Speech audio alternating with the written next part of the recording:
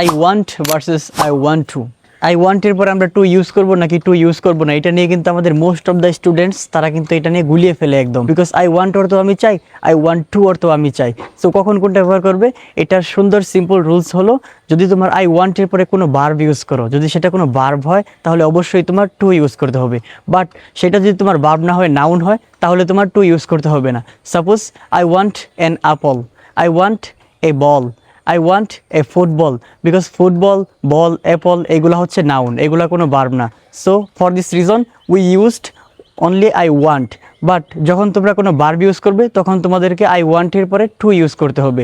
Suppose আমি সেখানে যেতে চাই, এই যে যেতে চাইটা কিন্তু একটা ভার্ব, সেই জন্য I want to go there, I want to go there. আমি খেতে চাই, আই ওয়ান্ট টু ইট, আমি একটি অ্যাপল খেতে চাই, I want two it an Apple. So এই ভিডিওটা দেখার পরে তোমরা এখন ক্লিয়ার হয়ে গেলে কখন তোমরা ওয়ান্টের পরে টু ইউজ করবে এবং কখন তোমরা ওয়ান্টের পরে টু ইউজ করবে না। So if you really want to learn English, you may follow me.